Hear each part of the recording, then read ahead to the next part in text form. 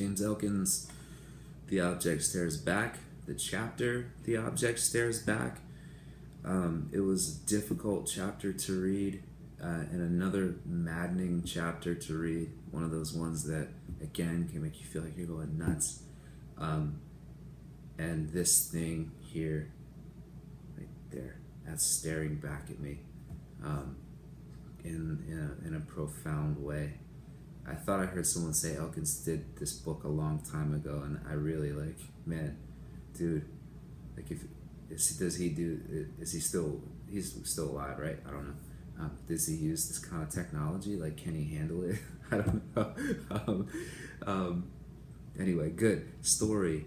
So when I was in second grade, me and my boys had this thing going at lunchtime where we were talking about werewolves. I was obsessed with werewolves. I thought for sure that I had seen a werewolf in my backyard. I had a great backyard, and we were sharing our werewolf experiences. I was telling my dudes, like, yo, I saw a werewolf in my backyard. They were like, no way, didn't happen. I was like, yo, I'll watch again tonight, I promise. You guys watch too, make sure everything's cool in the hood. So they were like, okay. So I was staring out my back door at dusk. I see this dark row of trees. Our fort was up there. It was just a black row of trees behind it, the sky, cobalt blue, and I remember seeing a form run across, and that was it, man. I swore that I saw the werewolf, and so I ran inside, I slammed the door, told my dudes about it at lunch the next day. We were hyped, like, yo, can't believe you saw it. It's like, I can't believe I saw it either. Scored me major badass points with my bros. And what I realized reading this was that I had, as a little kid, invested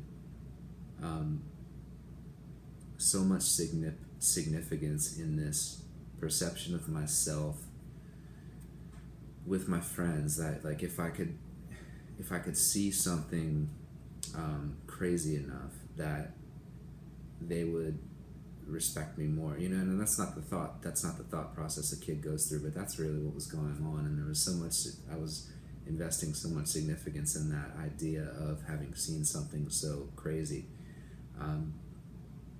And I think in general the point with this chapter is that we read a piece of ourselves into the things that we see, whether it's a person and we're seeking affirmation in the way that they look back at us when we look at them, or whether it's an object that has some significance to us or strikes up nostalgia within us. Oftentimes when he says the object stares back, what he means is we are looking to be seen by whatever it is that we're seeing. And it's a really interesting concept. I wouldn't even say that it's it didn't strike me as necessarily selfish or anything like that. It just seemed like a human phenomenon. But I do think that the chapter was largely metaphorical and a little bit choppy. He jumps around a little bit, and sort of illustrating these like big situations or profound moments for him. But there's one where he talks about a box that's in the corner of this room that I think at one time it was a present that was significant to him in it. And he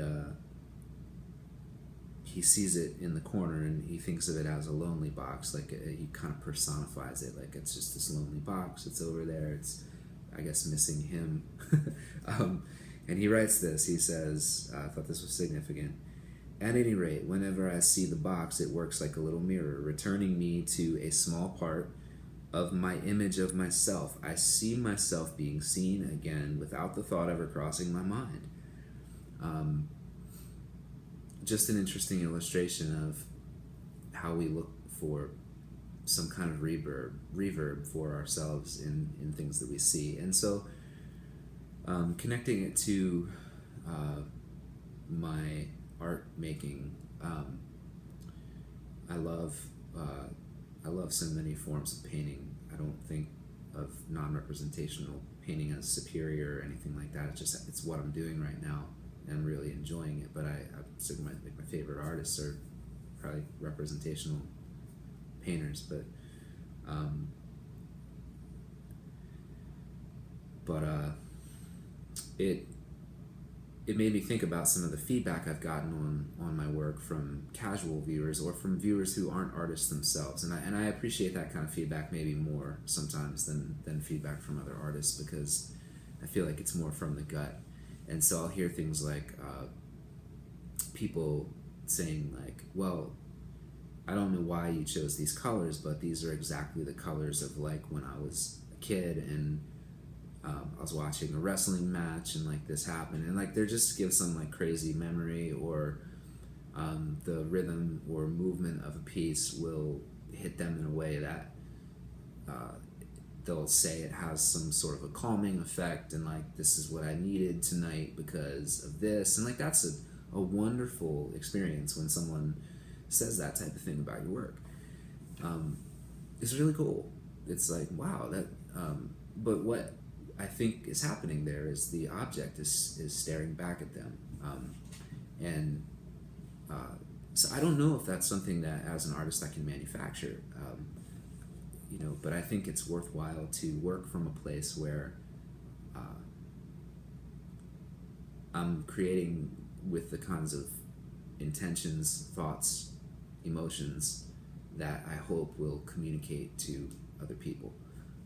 And so when you kind of fuse those things with your technical know-how, I think that's where um, magic, like the object staring back, can happen with a piece of artwork. And so I think that it's just something to keep in my mind. And it was a cool chapter, definitely cool. A lot of creepy parts of it, really like kind of scary stuff. It made me think of some other scary stories from my past. But I'll just say this in parting: watch out for werewolves, and have a great week.